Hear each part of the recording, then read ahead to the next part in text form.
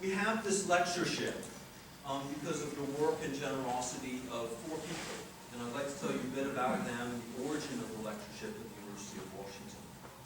Glenn Stice was a social psychologist who worked for more than 20 years with educational testing services in Princeton. He was something of a Renaissance person, interested in a wide variety of topics. In the mid-1980s, nearing the end of his life, he decided to create a lectureship that would assure continued discussion on topics that he thought were important to the academy and to society: ethics, politics, community, epistemology, philosophy of law, privacy in an urban society, and Bill of Rights. And I agree with him, those are all pretty important. Glenn turned to a friend of his, Phil Bloomstein, the UW sociology professor, to help him define and then start this lectureship. Phil created the governance structure for the lectureship before his death in 1991. Glenn stipulated that this lectureship memorialize his parents. Earl and Edna Stice established a small regional telephone company in central Illinois in the first half of the 20th century. When they sold their company to AT&T, they shared the proceeds with their 3 children, exhorting each to do something of value with the money. The lectureship is the product, then, of their work, of Glenn's generosity and Phil Bloomstein's guidance. In the past many years, lectures have come to the University of Washington. We've enjoyed many of them in the Department of Philosophy now, and also part of sociology, communications, and also enjoys this lectureship. Under the sponsorship of the endowment, each of the lecturers spending time on campus, meeting with faculty and graduate students, and talking about their ideas. So in this context, I'd like to welcome Phil Kitcher. Professor Kitcher has already gone to 2 of our philosophy classes. He's meeting with students. He's just been very generous in sharing and kind of living out the spirit of this lectureship. So please welcome Allison Wiley, who's going to briefly give a more detailed introduction of Philip. So thank you very much.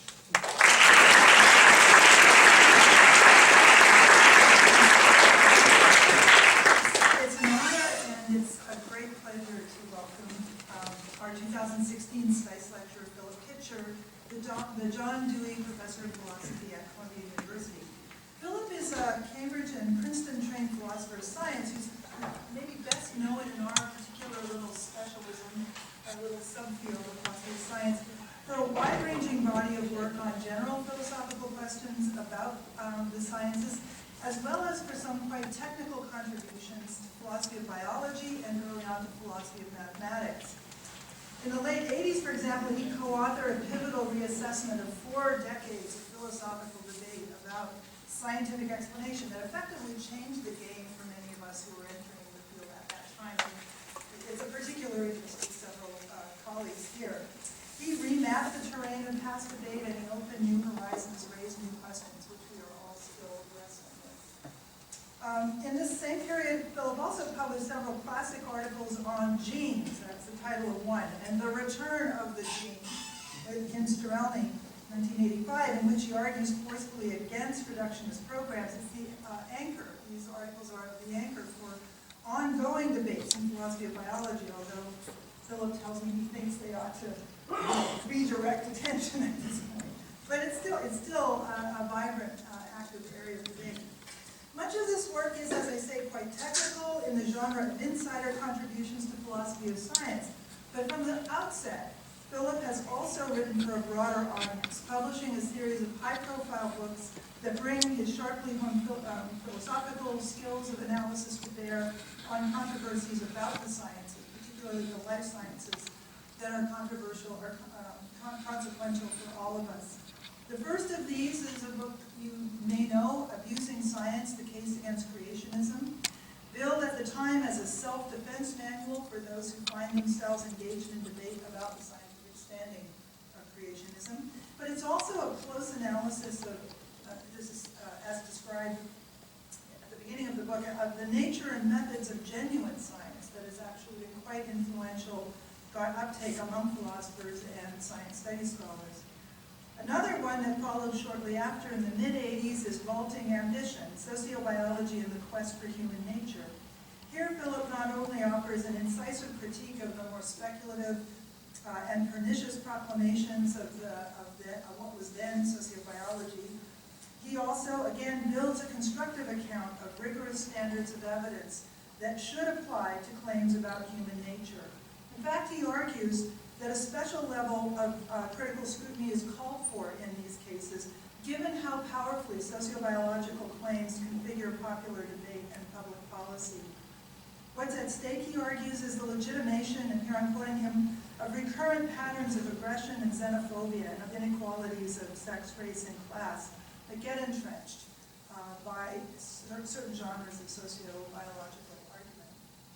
The concerns about social, ethical accountability of the sciences that animate these analyses of creationism and sociobiology have moved to center stage in Philip's most recent work. For example, in Science, Truth, and Democracy, 2001, and in Science in a Democratic Society, that came out a decade later. Here he explores directly questions about the moral and political values, ideals of altruism and human freedom, to which the sciences should be held accountable, as well as weighing in on more practical questions of governance in democratic contexts. This is work that combines analytic philosophy at its most rigorous with a real-world bent that exemplifies American pragmatism at its best. It's no accident that Philip is the Dewey Professor of Philosophy at Columbia. So here's just a quick example of what this term comes to that made a particularly strong impression on me when I was a colleague of Philip's in New York at Barnard-Columbia a decade ago.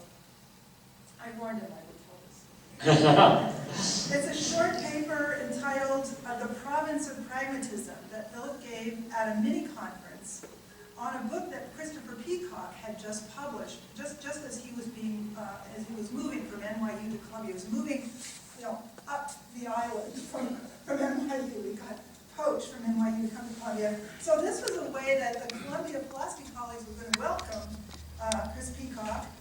They had this mini-conference on his most recent book, The Realm of Reason. Philip folk, and we're taking up different aspects of Peacock's new moderate rationalism. Philip focused on a set of arguments intended to offer a new that Peacock had presented that were meant to offer a new rationalist rebuttal to wholesale Cartesian skepticism.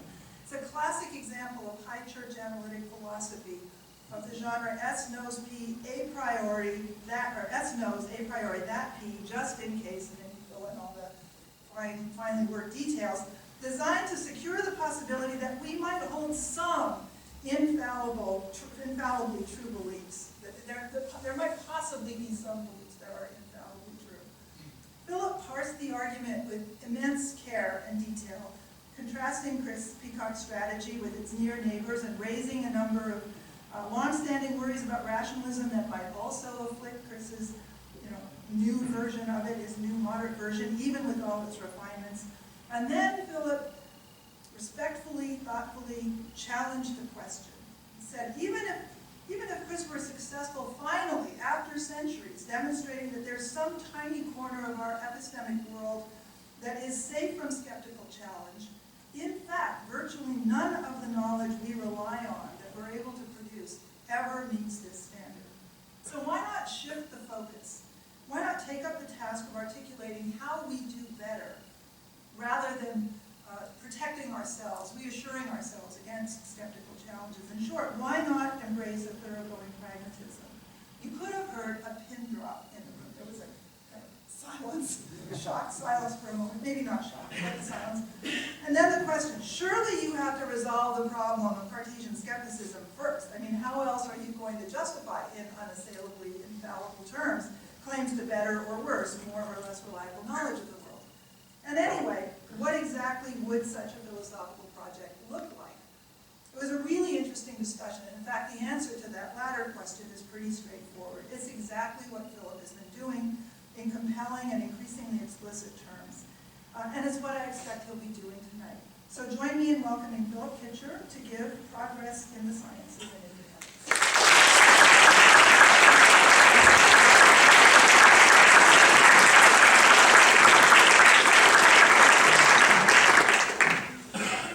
Well, thank you so much, Alan. Alison, and thank you so much, Michael, and the whole Department of Philosophy here at the University of Washington.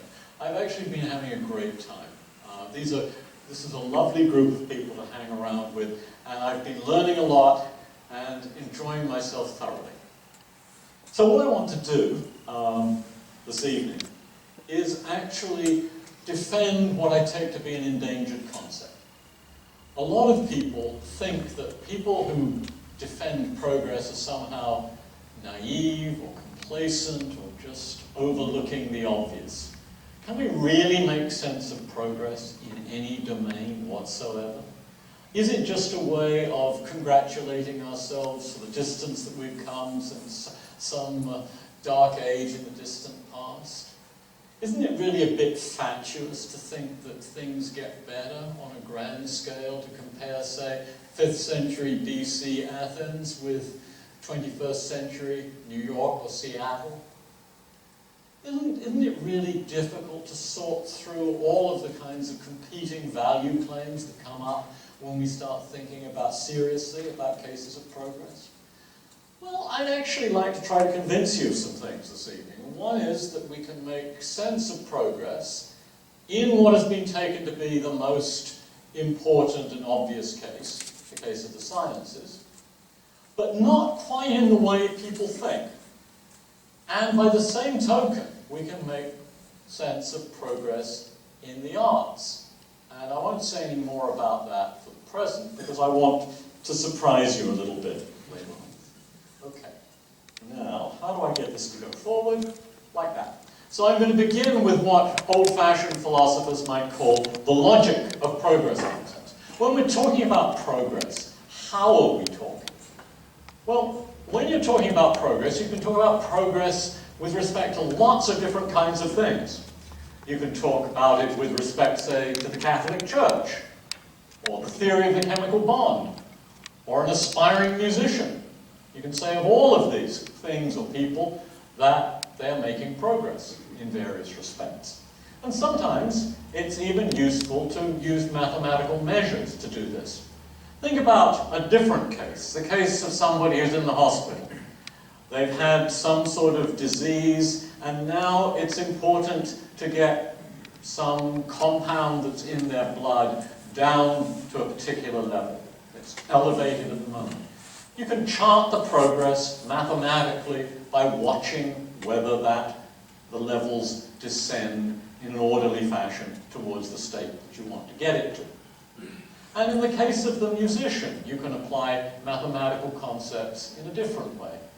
There's no numerical measure here, but you might say the musician is making progress if the collection of skills he or she has this week or this month or this year includes and is bigger than the set of skills he or she had last year. Okay, so far, so simple. Now, a global concept of progress has to compare each pair of states of the system with which you're concerned. So it can answer all the questions. Now, for the case of the patient in the hospital, that's the case. You can give a global concept in this sense. Take any two times, measure the levels of the compound at those two times, and you can say whether progress is happening or whether it isn't. But in lots of cases, you can't do that. It's silly. And you can only focus on some sort of temporally adjacent states and ask whether going from the earlier one to the later one made progress. And if you can do that for all of the pairs of temporally adjacent states, you might call the notion of progress you have locally complete. Now, interestingly, I think that even if you've got a locally complete concept of progress, you may not necessarily have a global concept. But the reasons for that don't need to occupy us this evening.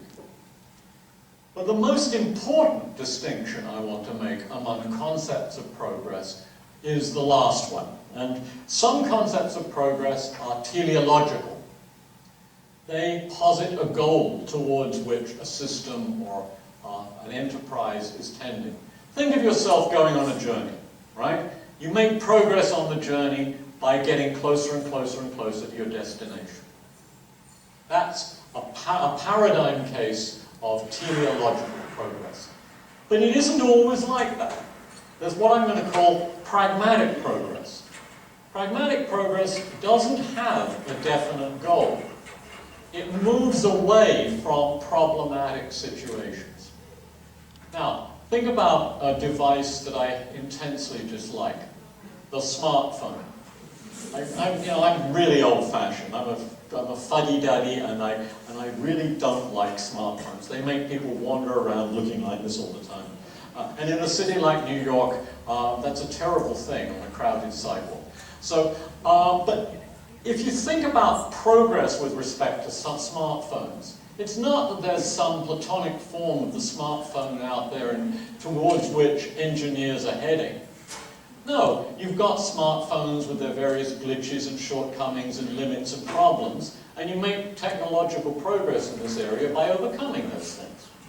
Or go back to my example of the musician. Imagine a young person learning to play the piano. Is there some ideal towards which this person is headed? A pianist who could combine all the virtues of the greatest pianists, say Rubinstein and Schnabel and Alfred Brendel, across all the piano repertoire, beginning with people like Tallis and Gabrieli and ending up with people like Boulez and Ligeti in the 21st century. That's a nonsensical idea. There isn't such a thing as an ideal pianist towards which our young musician is headed. It's rather that the young musician makes progress by becoming a better interpreter and improving technical skills. That's what progress in that area is all about. So I want to get us away from the idea that progress must always have a definite goal, that it always must be teleological. A lot of the thought that talk of progress is naive is actually associated with the thought that progress must have a goal. So emancipating the concept of progress from the idea of teleology is a major step towards rehabilitating it. Okay, so that's the sort of the general conceptual map I want to give you at the very beginning, and now let's move on. First, some morals. If you think about progress in the sciences or in the arts, the first question you should ask is, how are you defining the states that you're comparing? What counts as the state of science at one time or the state of art at one time? You'll see in a little bit that this question is quite important, and the way you answer it makes a real difference to whether you think that the arts and the sciences really can make progress. And we don't need to commit ourselves when we're talking about progress to thinking that all states are comparable. There may just be a lot of cases in which we might want to say, well, we just don't know. There isn't a clear answer.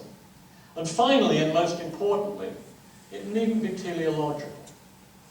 I want to emancipate progress in both of these domains from the thought that there's some definite goal towards which they're headed, and in terms of which progress is measured. Okay, let's start then with science. And I'm going to begin with some popular decisions about how you make sense of progress in science, and then I'm going to try to wean us away from them a little bit. So many people would take the state of a science at a time, or the state of science as a whole at a time, to be constituted by the things that people in that area firmly believe. The theories they have, the laws they've discovered, something like that. It's some corpus of propositions. Much of the philosophy of science is written as if you could define the state of a science at a time in this sort of linguistic or propositional way. And many people think that the progress is teleological. There's an aim. So scientists write books with titles like Dreams of a Final Theory, and they think of science as aiming towards providing the truth, the whole truth, and nothing but the truth about the world. That seems to be the name of the game. Now, I think this is actually a disastrous idea. First, because there's far more to the sciences than a bunch of propositions. The sciences supply all sorts of other things, like instruments and techniques and rules of evidence. And we can make progress in these respects.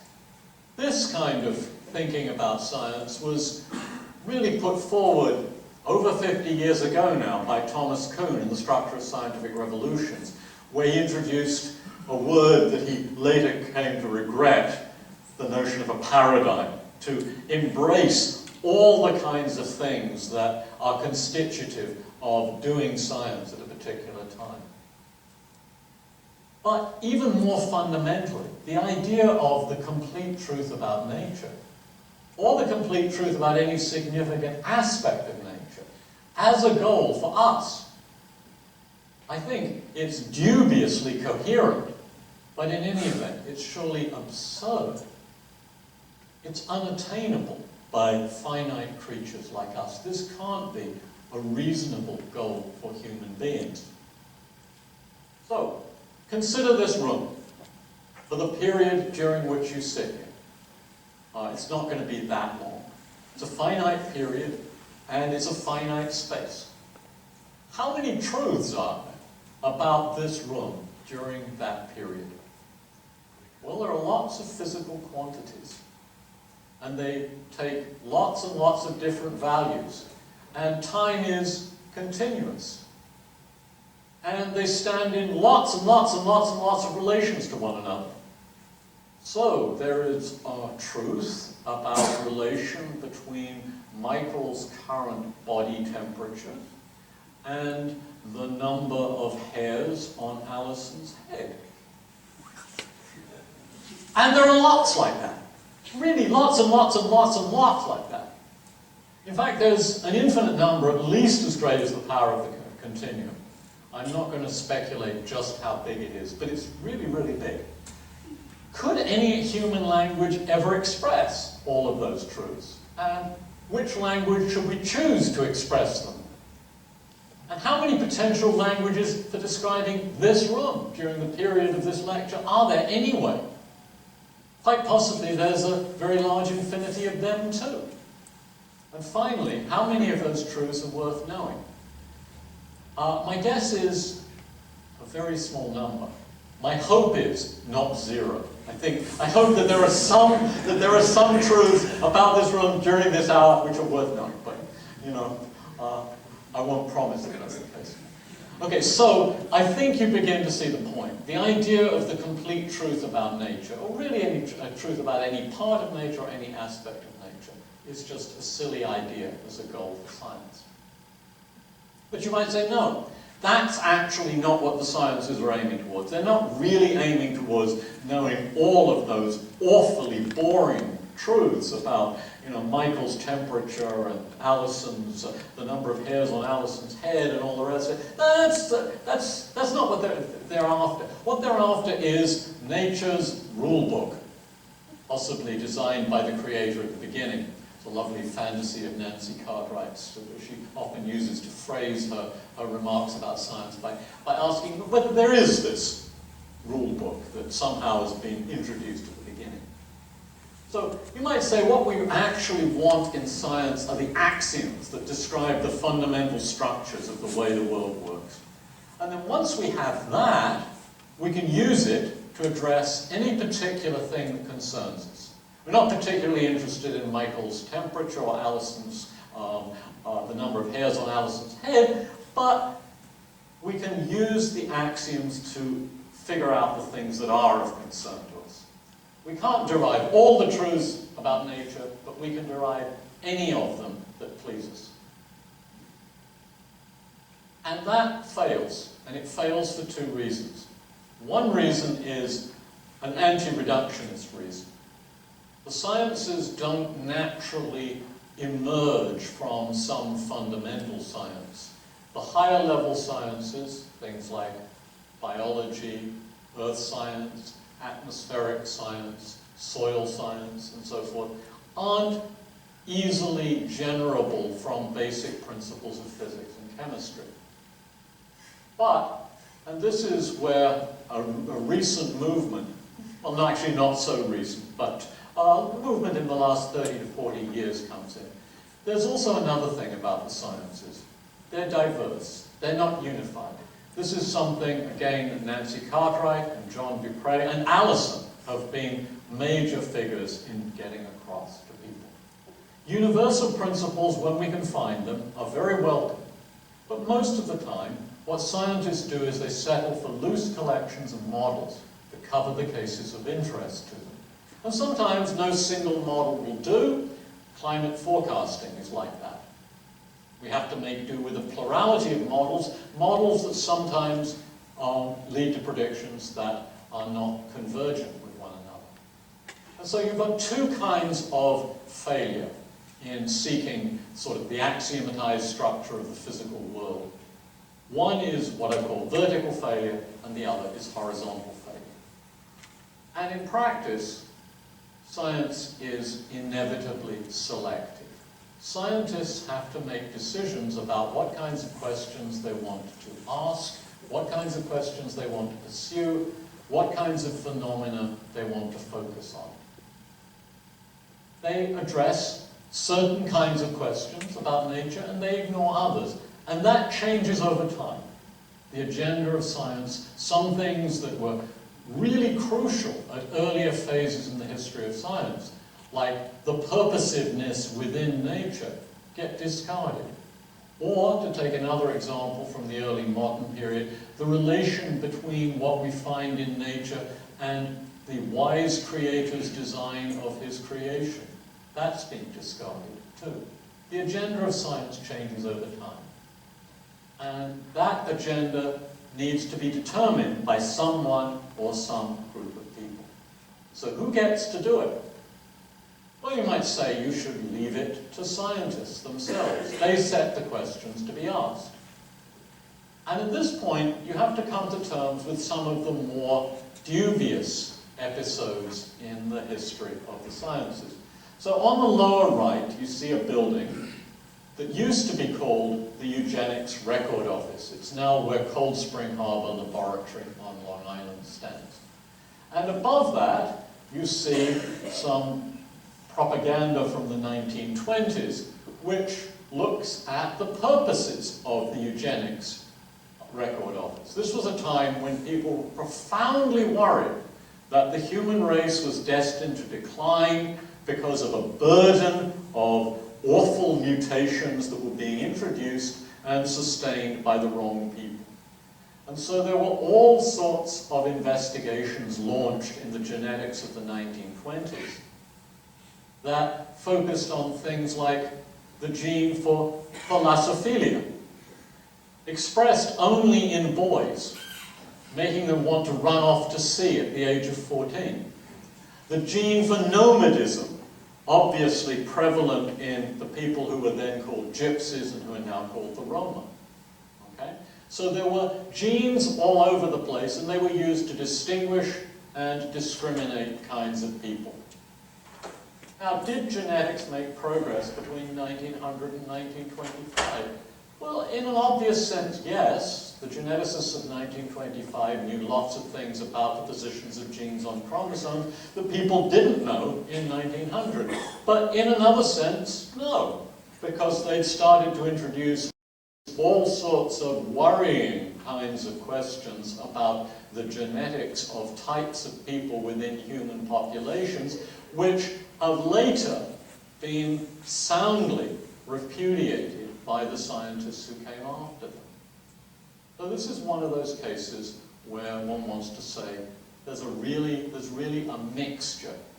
A judgment of progress is not very easy to deliver, and it's not easy to deliver precisely because the scientific community seems to have gone off the rails in certain respects, particularly in setting the agenda for the kinds of questions that were being posed. So some years ago, in thinking about the relation between science and democracy, I thought that we should do better than simply leaving this to the happenstance of where a particular group of investigators might take us. But if science were really doing its job properly, it would fit within the framework of a democratic society. and it would respond to and answer the kinds of questions that were important for members of that society as a whole to answer. And how would that be cashed out in some kind of reasonable terms? What are the questions that are, as it were, for the democratic and collective good? Well, I suggested they are the questions that would be chosen in a fully representative, well-informed deliberation among participants committed to meeting one another's needs. So you can have this vision of science working within society so that the questions that it addresses are the kinds of questions that would emerge from this sort of ideal discussion, and the answers then flowing forth into the population and being made accessible to the people who need them. So that's an ideal. And we might then take that ideal and bring it into our current situation and ask questions about how, in light of that ideal, science could now make progress. And we would do that not by treating the ideal as something attainable, but rather as seeing it as marking the places where we are currently deficient and ways in which we might improve the science we have. For example, by adjusting the kinds of biomedical research we do so that diseases of the poor and the diseases that afflict many men, women, and especially children in distant places get the same kind of funding and research as the diseases of the rich. So that's a particular way in which we might apply this ideal. And I want to take this one step further today. I want to wean us away from the idea that scientific progress is simply a matter of what goes on within the scientific community itself, and towards a notion that I'll think of as socially embedded scientific progress. It's the kind of progress that gets made when the scientific agenda is constantly being adjusted so that the kinds of questions that are most important to address are addressed and the answers are delivered to the people to whom they're relevant. And that means that the states that we should compare are not simply the internal components of science, the things that scientists accept, the techniques they introduce, the instruments they make, and so on and so forth, but also the needs of the people whom the sciences serve. Okay, so that takes the idea of progress in the sciences in a particular social direction. You might question that, but it seems to me that once you go down the road of recognizing that the sciences are inevitably selective, and that the decisions about those questions are consequential for human beings and for all of us, and for future generations as well, then you've really got to enlarge the scope of the enterprise. You've got to think about science within society and science as playing a role, and then you arrive at something like this socially embedded notion of scientific progress. Okay, now, haven't said much about the arts so far. So let's start in on the arts. So you might say, look, take any form of art you like. I'm going to concentrate on music and literature because these are the arts that, with which I've been most deeply and closely involved. You might say the state of any mode of art in any time period consists of the works that are produced during that time period. And sometimes we say that one period produced works superior to those created in another period. So let's take English drama. Between 1580 and 1620, you've got Christopher Marlowe, you've got Ben Jonson, you've got Thomas Kidd, you've got John Ford, you've got John Webster, and you've got other guys too. And compare that then with the period that begins in 1620 and goes through 1660. This is really unfair, because in 1640, or shortly after, England gets plunged into a civil war, and then Cromwell comes into power and shuts down the theatres for a period of about 15 years. So I'm really stacking the deck here. But nothing significant, really, nothing of the same significance gets done between 1620 and 1660 as Marlowe and Johnson and all of those guys, right? So there's a case in which on this criterion, you might say, well, there was a golden age and then a decline. All right, good. So popular conclusions. In general, the arts don't make progress. You know, some years are good, some years are bad, some decades are good, some decades are bad. It goes up, it goes down. And that's quite unlike the sciences, which are the parade case of progress. Sciences are getting better all the time. Well, in the socially embedded sense, that's not so obvious, but let's take it for granted. But this is really unfair. We've been really, really, really unfair to the arts in setting things up this way. And here's why. We're thinking of the state of science at a time consisting in the resources available, the propositions, the instruments, the techniques, and so forth, that are accepted at that time. And those resources, assuming that science is, you know, doing some pretty good job at serving the general public, are available for use by the people who live at that time. Now look at the case of the arts. The state of art during a time period consists of the works produced during that time period. Notice the differences. And the differences are consequential. So, does music make progress? Did the music of 2015 make progress over the music of 1905? Now look, I'm a fuddy-duddy and I'm a huge fan of classical music, so please bear with me. My examples will be from Western classical music. And I have to apologize for this. I mean, I wish I could talk with some authority, say, about rock music or rap or the music of other civilizations, but I can't. Okay, so one might say, well, look, no, obviously not. 2015 was not a particularly good year, but 1905 was really great because Debussy wrote La Mer, Schoenberg wrote his first string quartet, Webern wrote some orchestral pieces. This was a really terrific year. 1905, very good. Excellent vintage. Good. Now, 1905 is a very interesting year in physics, because in 1905, Einstein produced 4 papers. One on Brownian motion, one on the photoelectric effect, and one that gives you the famous equation E equals mc squared, and the one here, which is the special theory of relativity paper.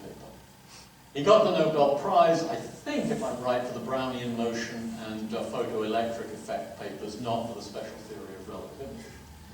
Now, 2015, again, carefully chosen, it's over, didn't have any physical discovery, really, that matched any of those, let alone all 4 of them. So if you applied the same criterion, music and science would be in exactly the same boat. If you go into what I've called social embedding, you'll realize that the physics available today includes what Einstein contributed in 1905. And so does the music available today. It includes what Debussy and Schoenberg composed in 1905. And in both cases, we have an expanding collection of resources for human flourishing. So it turns out that the case for progress in one domain is exactly the same as the case for progress in the other domain. Once you take this right social embedding perspective on things, there's no reason whatsoever to dump on the arts and say they don't make progress. They do make progress. Some years are good for science, some years are not so good for science.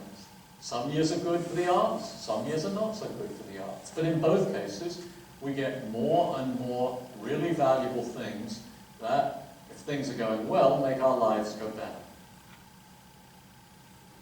So, I suggest that we adopt pragmatic concepts about progress. There's no goal here in either case, no teleology.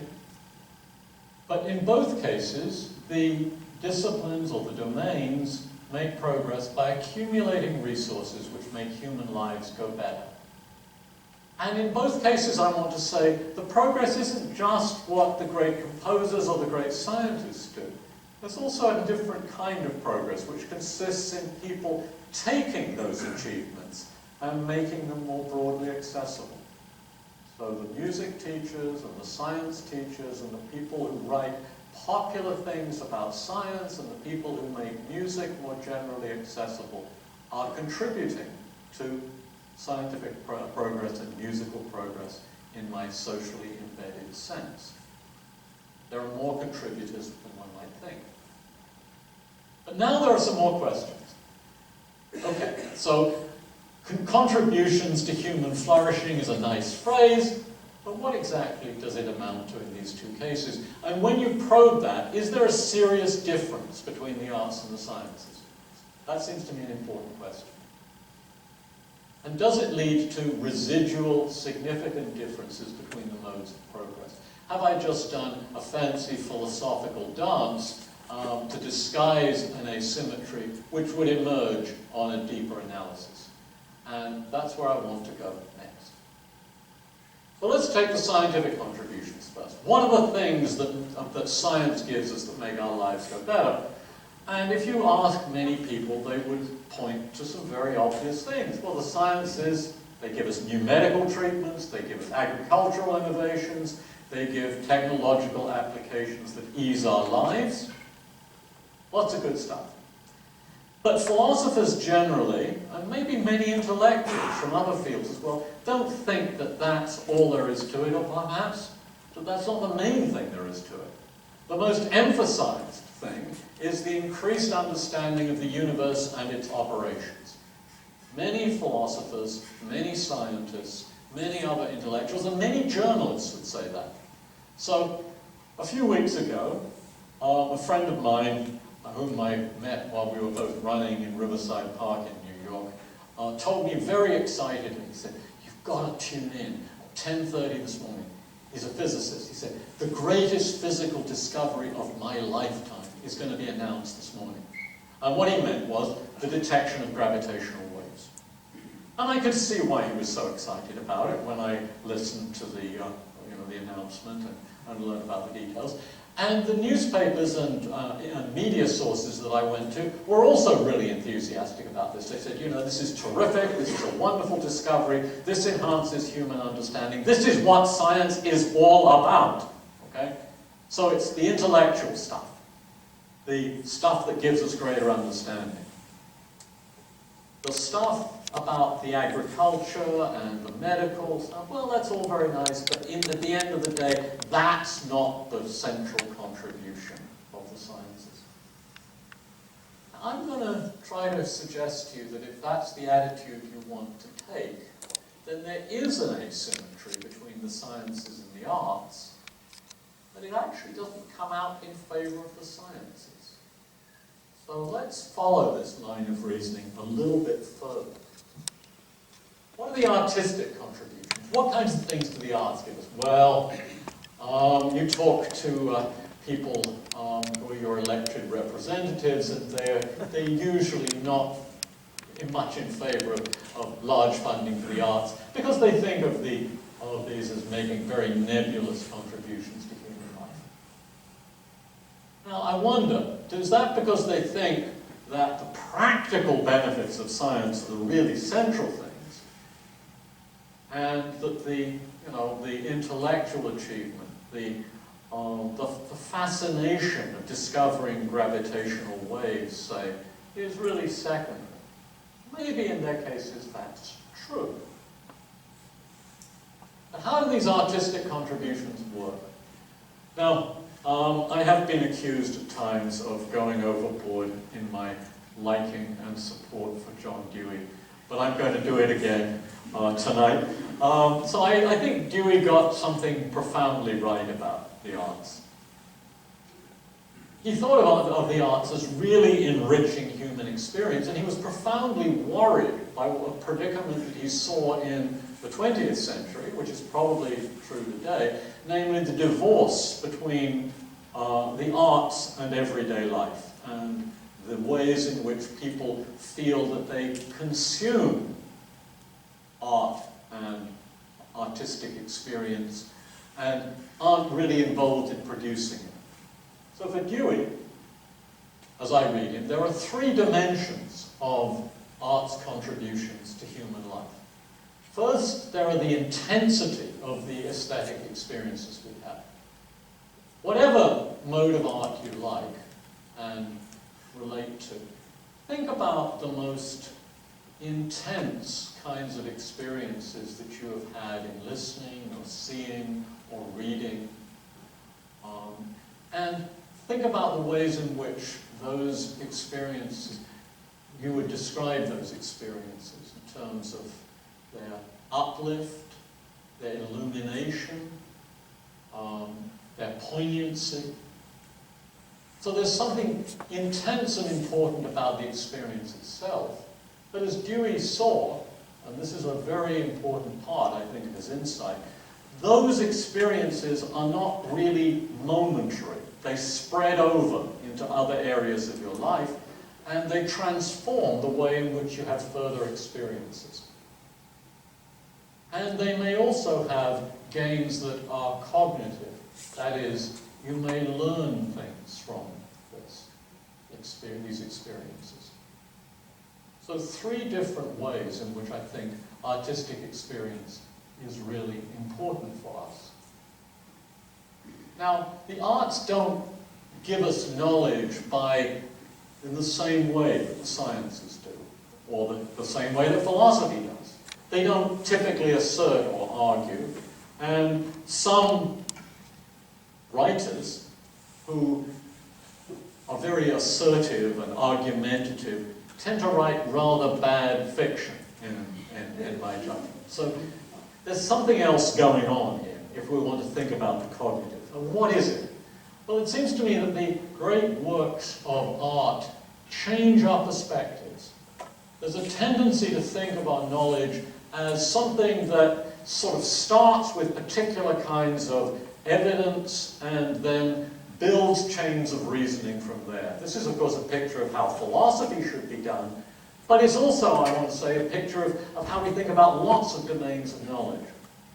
But since the death of the quest for certainty, personified by people like Descartes, it seems to me that we have to wonder about where the starting points for this kind of knowledge come from.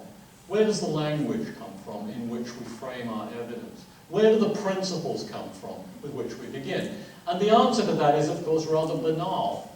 We're born into a culture and we're socialized within that culture and we acquire things, and some of them we question and many of them we don't, and we go on from where we are.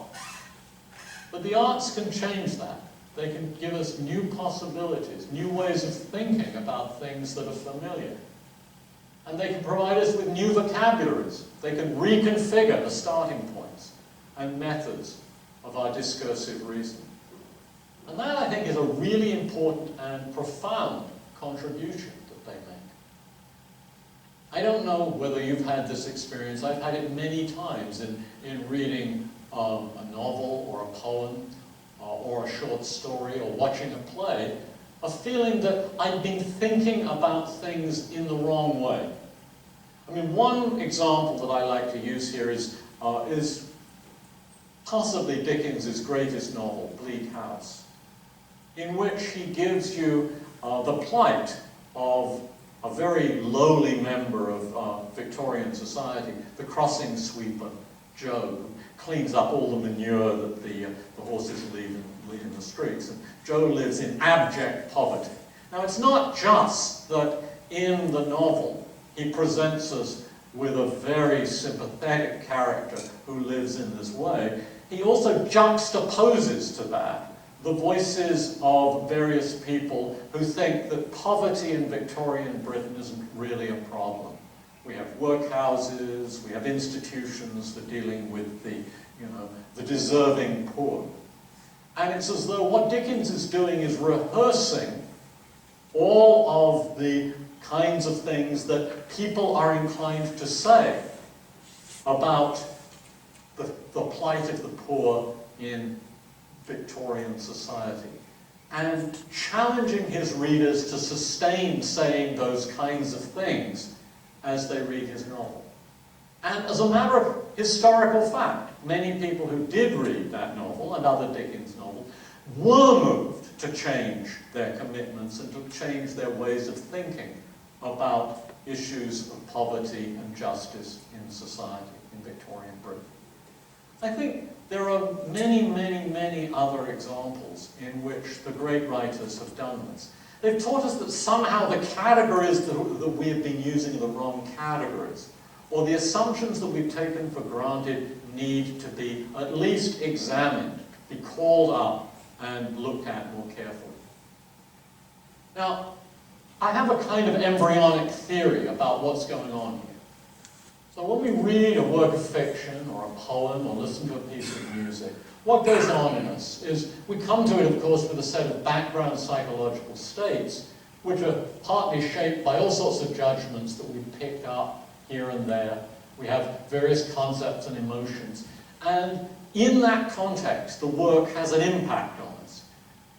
And that can lead to a revision, a new complex of emotions and thoughts and commitments and concepts that we then take forward into our lives, and we then keep refining as we have further experiences, and worrying about it, and asking ourselves whether we're content with it the way it is. And if we do this again and again, and this is why, of course, some works of art are constantly things that we go back to. We reread the same books, we go and look at the same pictures, we see the same plays in different productions again and again, we listen again and again to the same pieces of music, and these things get stabilized and looked at from various angles, and we constantly reevaluate them in the light of our experiences.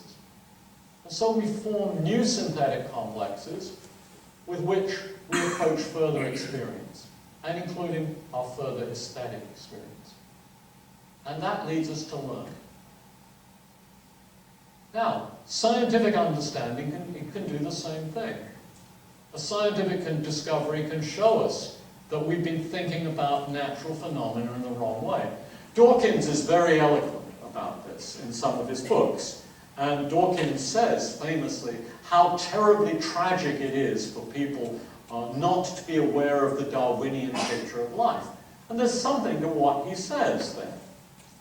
But I want to ask you a question about this.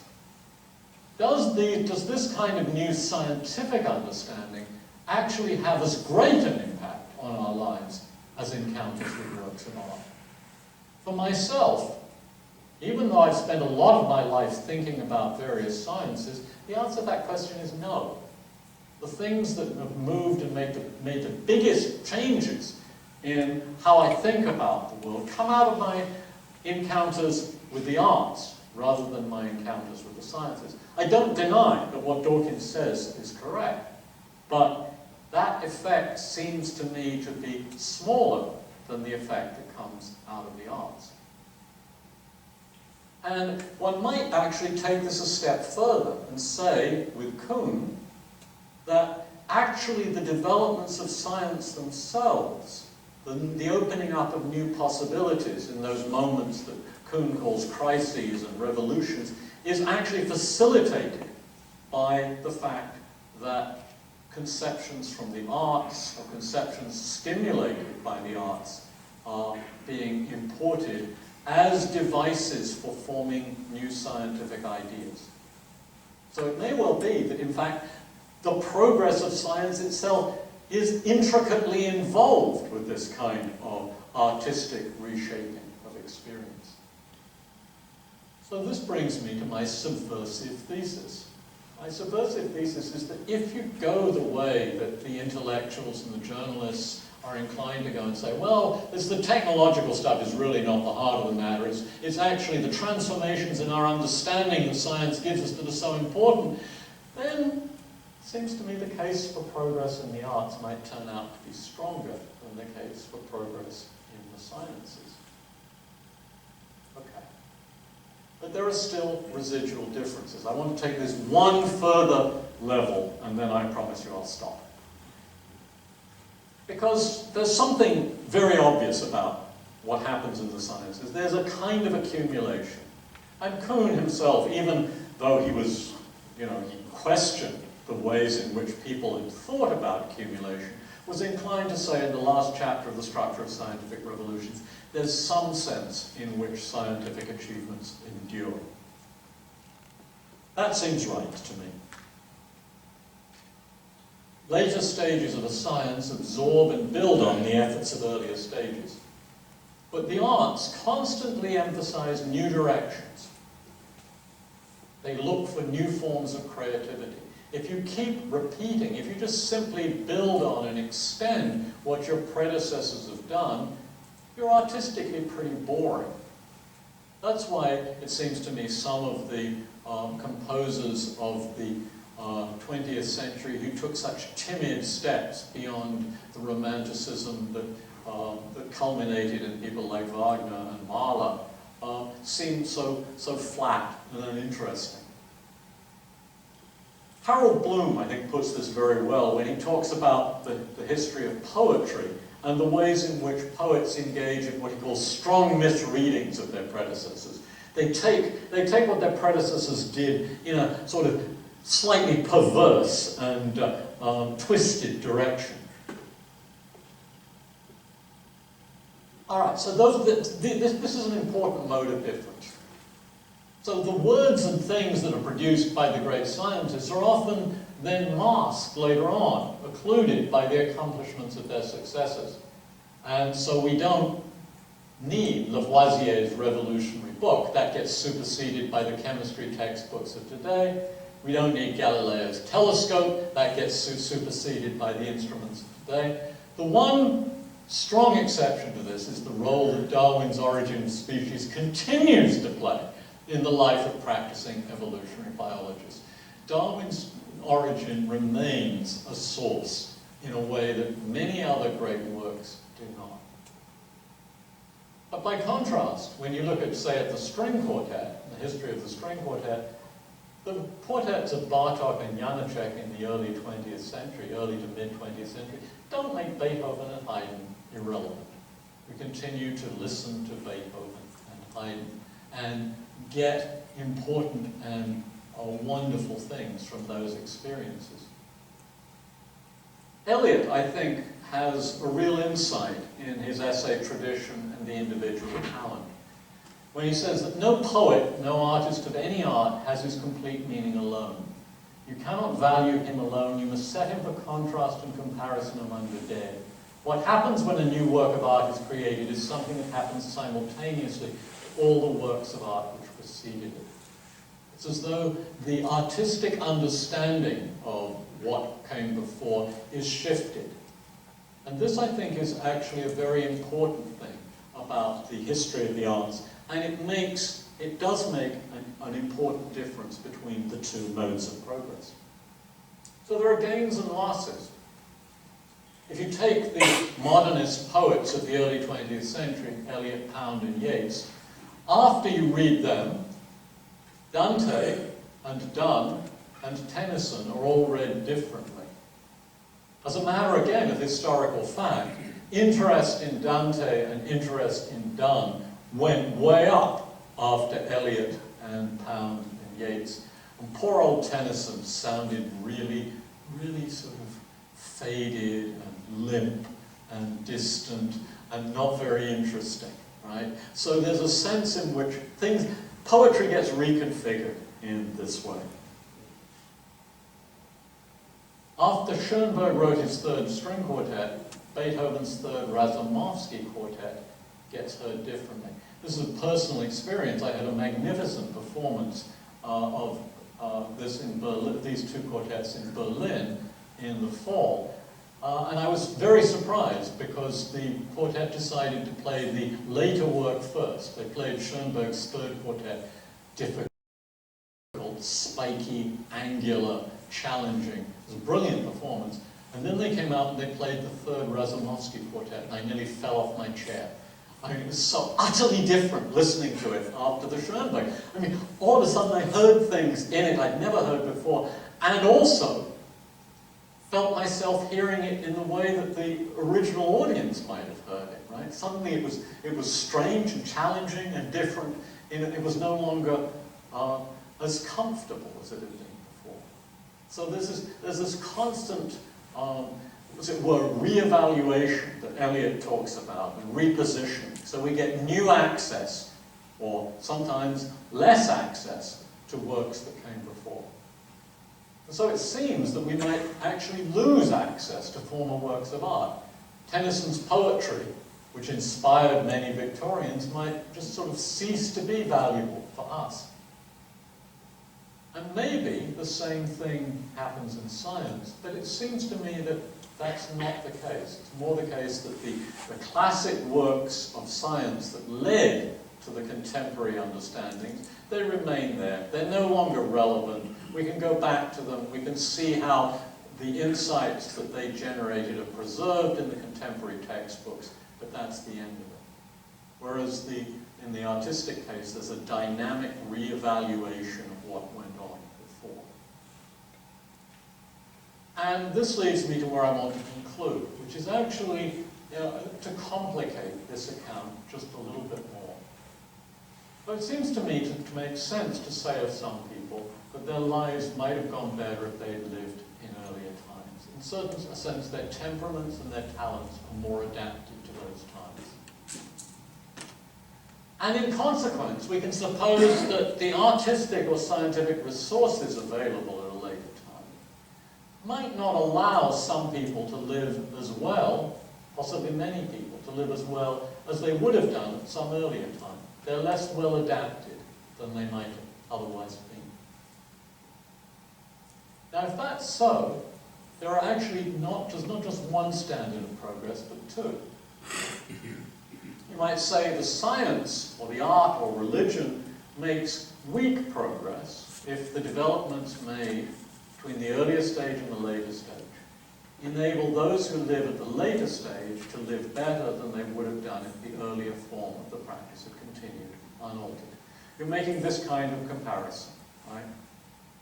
If your music hadn't changed, then the people who live now would be less well off with respect to their artistic and aesthetic lives than they would have been given the kinds of musical changes or artistic changes or scientific changes that actually occurred. But there's a different, stronger sense of progress. You might say that actually progress consists in making people better and better adapted. So, the science or the art or the religion of a time might be such that it makes people who live at that time able to live better than the people who had the art and the science and music of an earlier period in time and who lived then. Now, what you're doing is you're comparing not how the people now would have been under two different continuations of the art or the science. You're actually comparing the people of one era with their art and their science and the people of another era with their art and their science.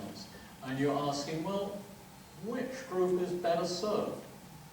And at this point, it seems to me, well, I'll draw the conclusion myself, a conclusion and a conjecture. I think weak progress is pretty common.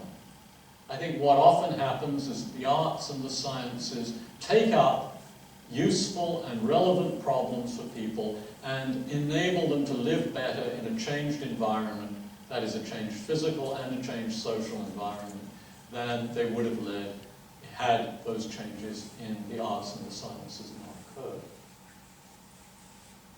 But I think, although strong progress might sometimes occur in the history of the science and the arts, there are lots of progress, lots of periods during which strong progress isn't made. I think what's right about the suspicion of progress with which I began is that it may not be true that we are constantly, as it were, getting richer and richer lives because we're getting resources for living our lives that enable us to be better adapted to the environments in which we live. And that may be true for both the sciences and the arts. So at the end, just to sum up, I want to defend a social concept, a socially embedded concept of progress in both of these domains. At the first level, there's complete symmetry between the two. You get resources within both, and we can talk reasonably about progress in both domains. At the second level, it looks as though unless you put some emphasis on the practical benefit of the sciences, the idea of socially embedded progress will favor the arts because of the impact that they make.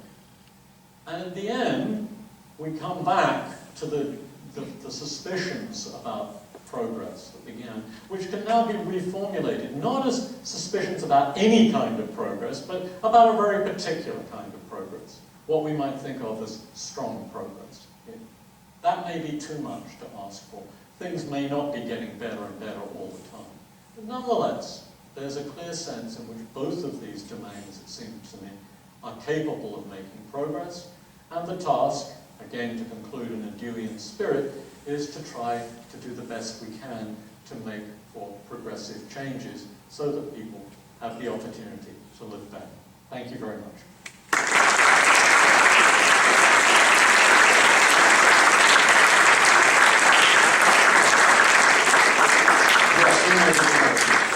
Okay, so first of all, let me say that thank Professor Kitcher for a really great lecture.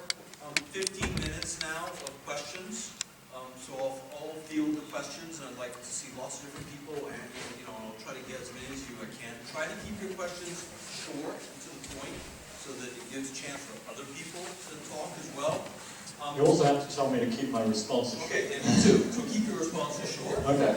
And then afterwards, everyone in the room is invited to a reception across the way in the Walker Ames room. So please join us afterwards and continue our discussions in various ways. So I'm going to kind of start, how about this end of the room? Anyone with questions?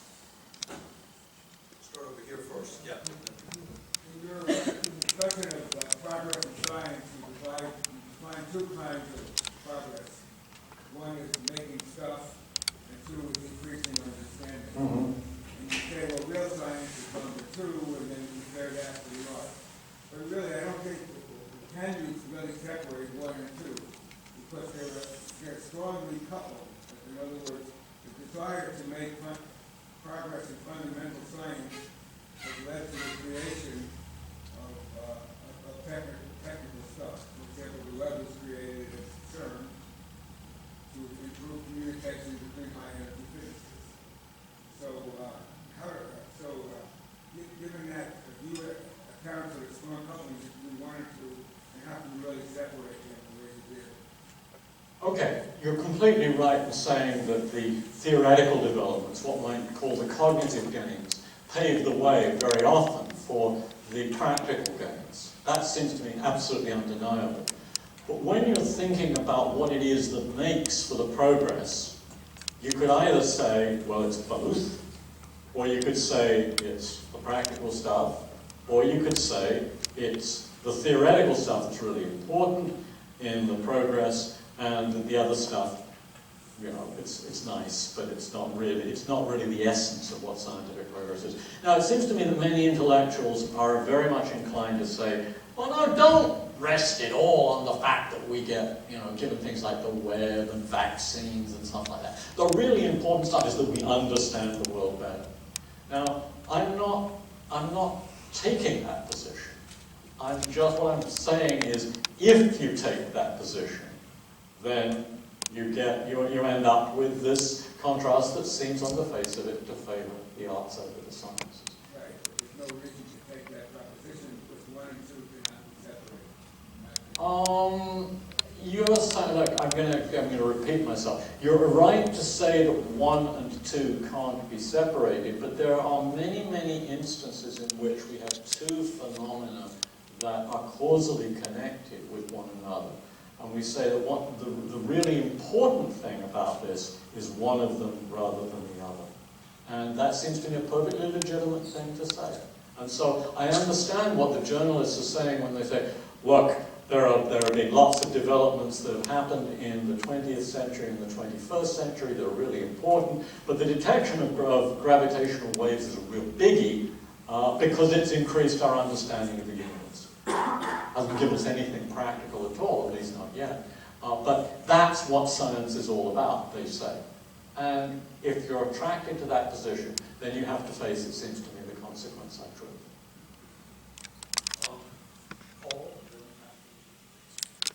Thanks for the talk. I think I'd like to hear a bit more about why sort of this notion of well-ordered science is in itself a sort of teleological conception of progress, because like the rule book, it seems to be an ideal that we're looking to approximate, and it's some sort of infinite task or regulative ideal that sort of guides us, but the hope is, in fact, to achieve some end state in which science is, in fact, well-ordered in a democratic society, which is... Okay, I've done it again. I mean, I'm always doing this, and I always get it wrong, and I never say it clearly enough.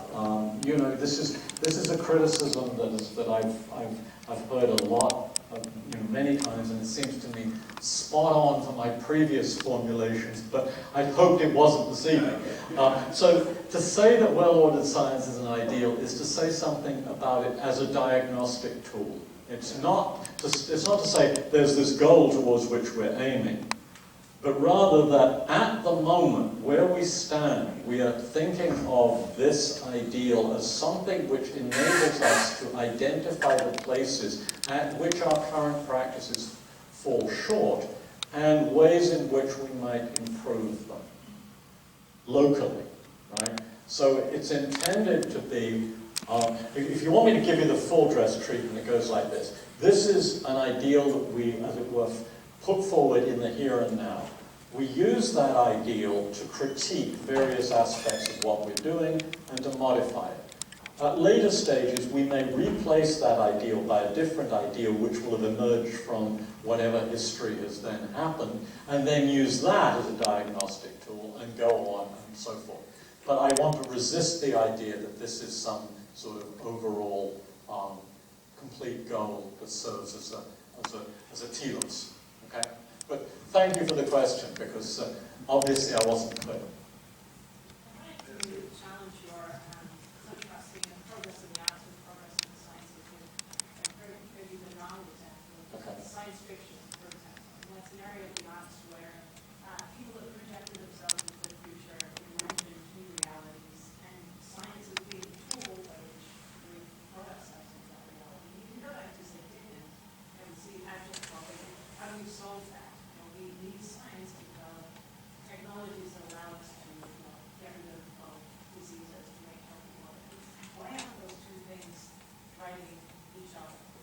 Okay, I think that's a very good point. But what you're saying seems to me to relate to the first question.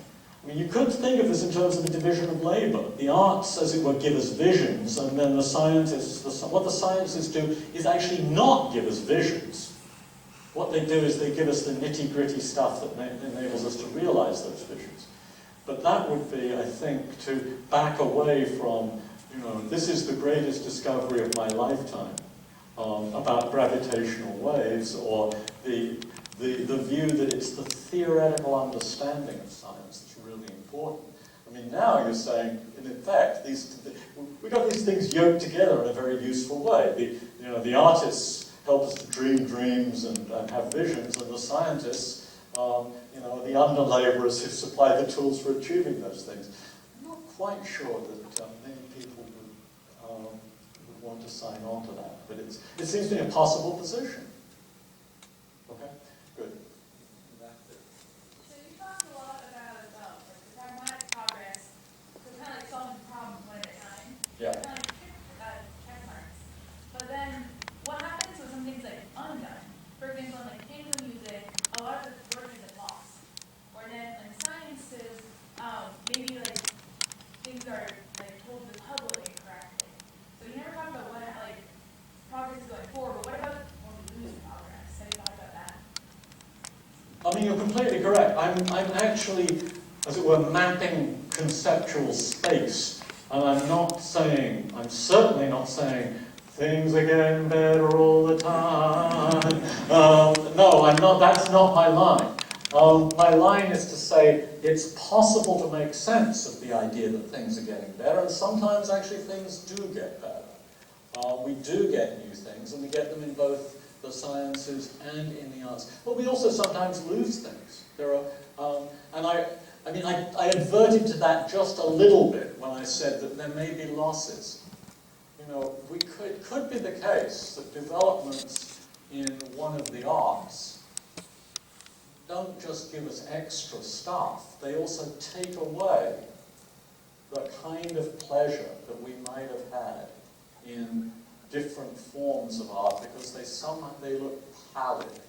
Okay, I'll go with the Victorians again. I don't know whether I'm going to venture into a visual case, which is not my forte. But take pre-Raphaelite painting. I mean, the Victorians loved it. They thought, oh, this is just fabulous, interesting art. And after what happened in the 20th century, and after Impressionism and so forth, it just looks pale, wan. It's a bit like what's happened to Tennyson. Now you can imagine that happening on a grand scale. And so if that were to happen, then there would be, in a certain sense, a kind of regression, because there would be things that were available to previous generations that we were then denied. And I think that can happen. It's not clear to me that that can happen in the case of the sciences, or at least as easily. So there is an important thing that goes the other way. Yeah.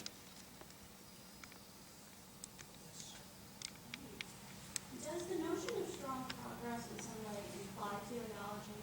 Because if it's not, so if progress is comparing two times to periods based on the columns of one, and strong progress seeks a better, right? How is that better defined? Okay, so here's the analogy that drove me to the notion of strong progress, and maybe this will help. So we can think about organisms and their environment.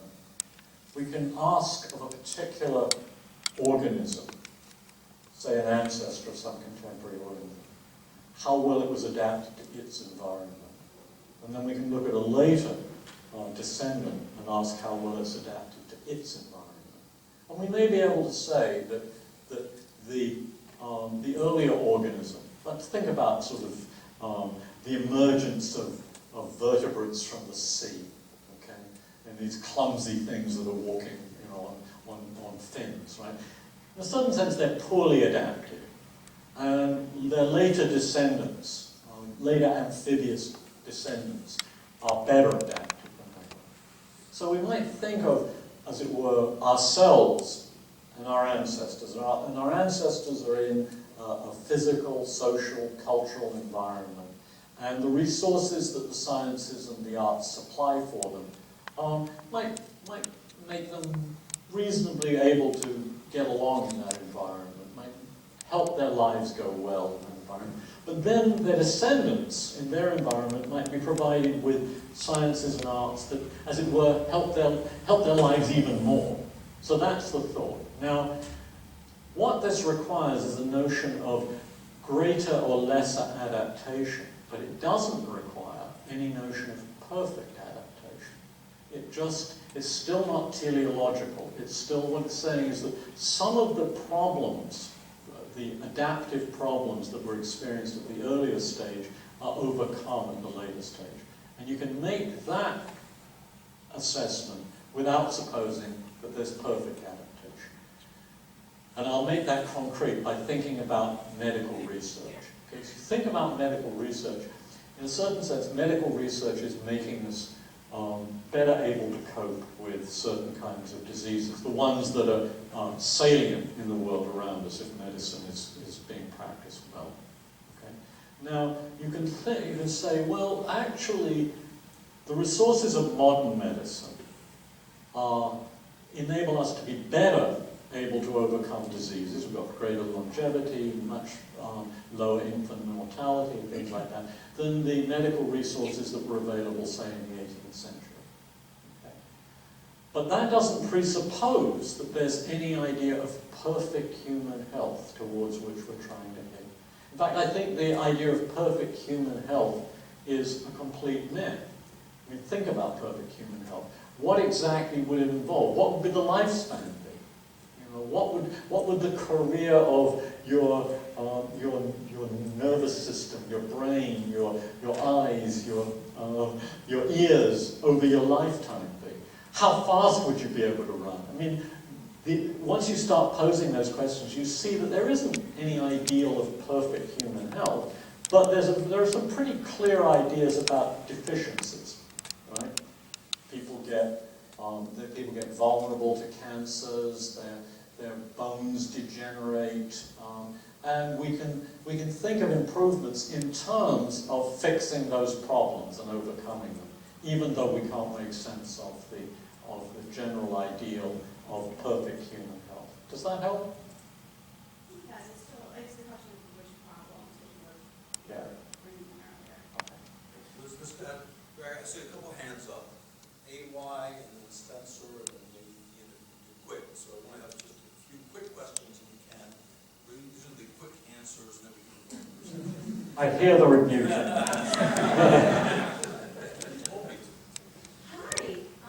thank you for your talk. I thought that was really great, and I think that insofar as you define progress as a kind of responsiveness to the needs of the most vulnerable or marginalized people in a particular community, that's a really, I think, productive way of understanding scientific progress.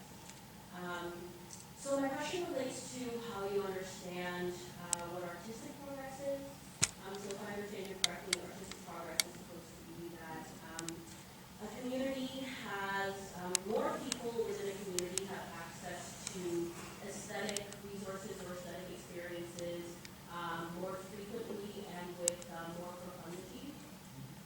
So my worry then is that your conception of progress might in this way recapitulate certain kinds of injustice where what it means for a community more people in a community to have more things that they enjoy and enjoy more deeply, for example, in the case of rock music, required the appropriation or erasure of contributions to the arts. And now you have rock music as a much larger and much more respected genre than the West African percussive beats that it originates from. And so in this way, under your conception, progress then spins a particular story of the genesis of these aesthetic resources. And so I wonder if you can speak to how you would fit this within your larger project. I can obey the injunction to be quick, too. It's a terrific question. And the account that I've given is part of a much more general, much bigger approach to progress that assumes that we can make sense of social progress and ethical progress, and that, in a certain sense, all genres of progress are constrained by principles of justice and ethical progress. Now, it might be the case that you could, as it were, abandon or lose access to a former genre of music, and it still wouldn't make a difference. But I think what's in your question is the thought that losing this increases the marginalization of an already marginalized group. And that's at that point that you get the constraining condition that sort of thing mustn't happen in any kind of progress. There's a certain sense in which I want to say ethical and social progress are more fundamental than these other modes of progress, and they constrain them. So if it's the case that we lose access to the older form of music, but no injustice is done, or it's not in conflict with it doesn't contribute to some kind of ethical regression, then it's fine. But if not, then that weighs in and, as it were, overrides everything else. Spencer. Thanks for giving the talk. I noticed that you make a couple distinctions between different types of progress, and one of which allows for ideals to change over time. And that makes me wonder if you're taking Kuhn head on and disagreeing with his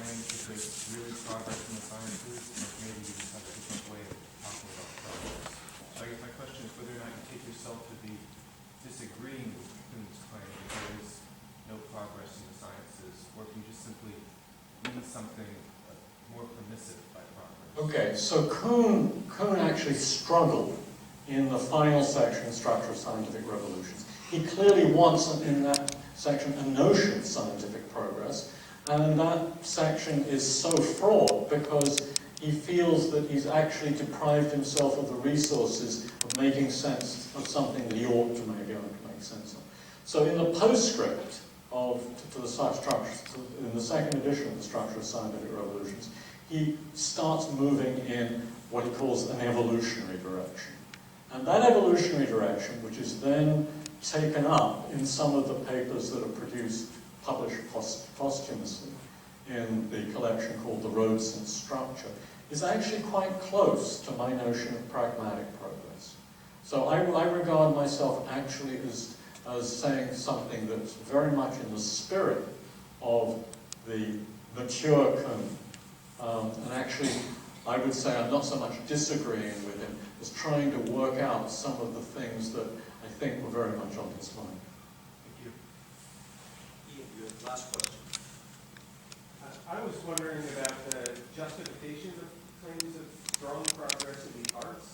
It seems like in really simplified cases you could make those kinds of claims of justification, but in any kind of realistic case it seems almost impossible, or I was wondering if you think it's still sensible. Like, think of the film scholar who thinks that quality cinema ended with the silent era, and so they think, oh, it's in the 1920s that people were having great cinema aesthetic experiences, in the blockbuster 80s, everybody's impoverished. Is that the kind of judgment we can sensibly make? I think we can make it. I don't think it may be difficult to find out the facts that are actually relevant to determining it. I mean, the problem there is if you start thinking about people's lives and what the cinema did for their lives in the two cases, I mean, evidence is going to be really hard to come by. So I think it's not a judgment that's easy to make. But look, I mean, surely we can say that something like this. Go back to my example of drama, and now take the period from sort of 1620 to 1660, British drama, and then take the period 1660 to 1700. You could reasonably say that the drama in 1660 to 1700, right? The king comes back, theatres are open, there's an upsurge of restoration drama, lots of things happen in the theatre. The drama is serving those people and illuminating their lives in a much better way than it was before. That's a simple case, right? I think the case you're interested in is a more complicated. I mean, I would say the same is true with respect to drama in the immediate post-war years, where the years of Beckett and Ionesco and Pinto and Wesker and so on, Jean Genet and so forth. That's a great era, and the theatre of that era is important, is doing important things that say the theatre of the 30s wasn't doing. But I mean, that's a more complicated claim than the Restoration one, but I think it's not as complicated as your film example. And there are going to be cases in which we can acquire some evidence for these judgments, and lots of cases in which we can't. Two things, quick things. If you like this, come back for more Friday afternoon, 3:30 and Savory. It's on the website. You can look at the department website to do it. Please join us for the reception right across the hall in Walford Ames room. And finally, let's thank Professor Kitcher.